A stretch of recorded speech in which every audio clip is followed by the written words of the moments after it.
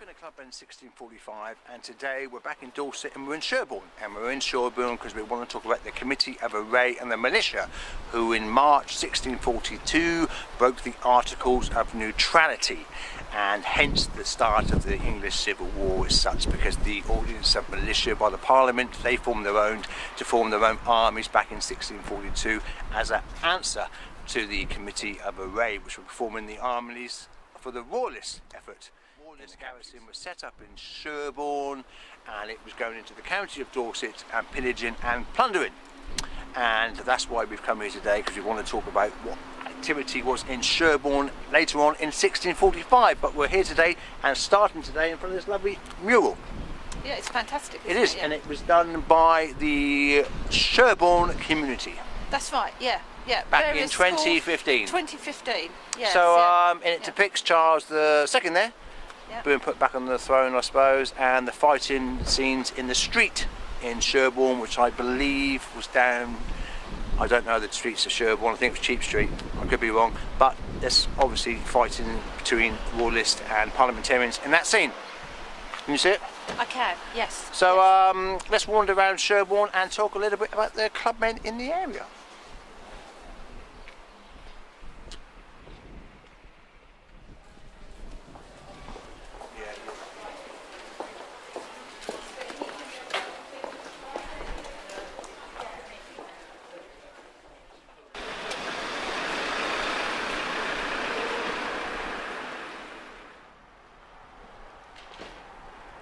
Well, I was right. This is Cheap Street, and this is where the fighting between the Parliamentarian troops and the Cavaliers took place back in the Civil War. But we're not here to talk about them, we're here to talk about the clubmen, and I want to talk about the early days in May of 1645 when the clubmen got together at a rendezvous near Blandford to talk about Lewis Dives and the garrison here with the Royalists, and where they were fed up with the plundering in the county.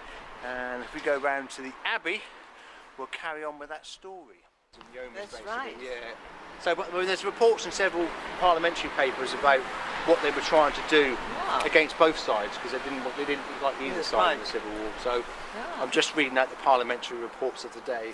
That's fascinating. Well, yeah, it is actually. Yeah. Well, as we were down Cheap Street, as I mentioned, back in May, there's a great rendezvous of clubmen near Blandford, but I want to go back to March, because in the Protestant Mercury, a parliamentarian paper report back on the 21st of March 1645, it says thus: upon the difference between Sir Lewis Dives and Colonel Gorham, it is certified that there is another governor of Sherborne Castle, and it's also certified that the clubmen in Dorset have taken one of his colours and 40 horses with furniture, and with furniture they mean riding tackle as such, yeah.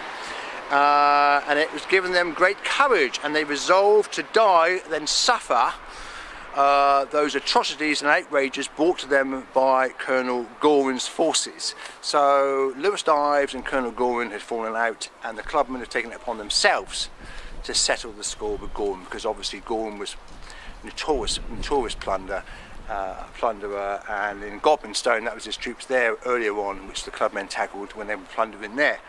So that is back in March 1645, and then we move to May, because when we move to May 16th, we also have a report, and it says thus: that the clubmen in Dorsetshire have a rendezvous between Shaftesbury and Blandford, that's what I mentioned on Cheap Street, being about 3,000 who acquainted Sir Lewis Dives that they would pay no more contributions to the King's forces, and they threatened to join Colonel Graves and Colonel Welder in the west. So they were parliamentarian forces in the west, and they were down in Cornwall and Devon. But it's interesting about they didn't stand for either side this early on, because it's always said that the Dorset clubmen were proxy Royalists, but they weren't in the early days. I mean, it was a necessity near the end of the Civil War where they did this, but in the early days they fell out with both sides. And I'll speak a bit more about May the 29th, because there's a really interesting letter in May the 29th where they didn't want either garrisons in the county at all, but we'll film that with another backdrop somewhere nice somewhere else.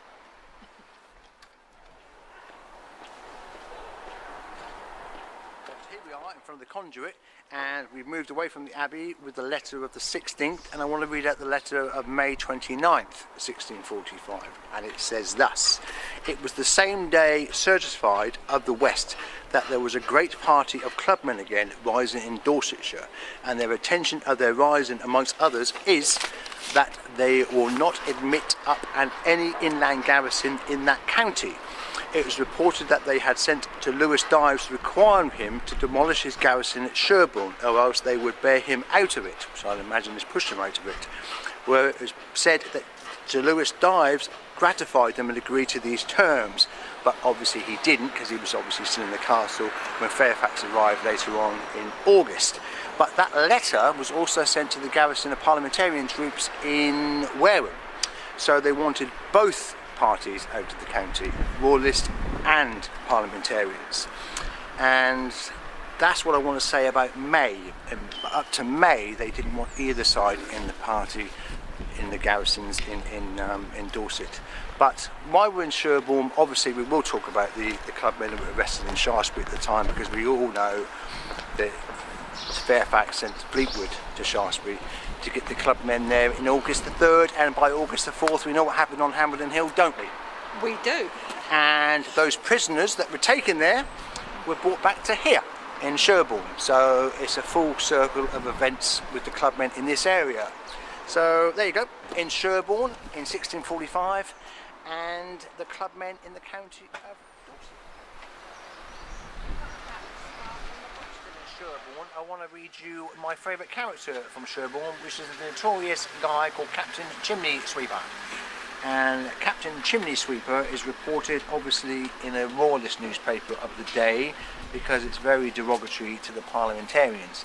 And it says that: "Now, if you would know what creatures these are, which now master plunderers and barbarious to ladies, you may have it from the mouth of one Captain Chimney Sweeper, commonly called Captain Dow of Sherborne in Dorsetshire. And since he was able to go, was ever notorious for thieving and villainy, till a few years since they betook himself to sweeping chimneys, whereby people conceived he might cheat the hangman.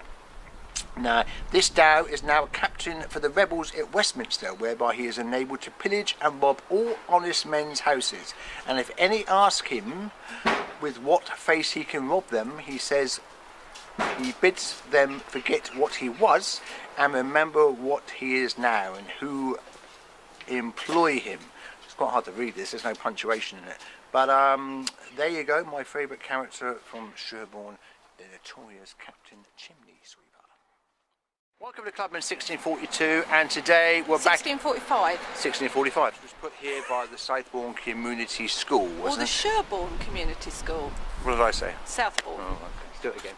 Coming to Sherborne today in front of this lovely mural, which was put here by in 20... It's a mural. It's a mural, back in 2015. And it caused... Oh, blimey. Is that my pages? No. Who is that? That's come out your book.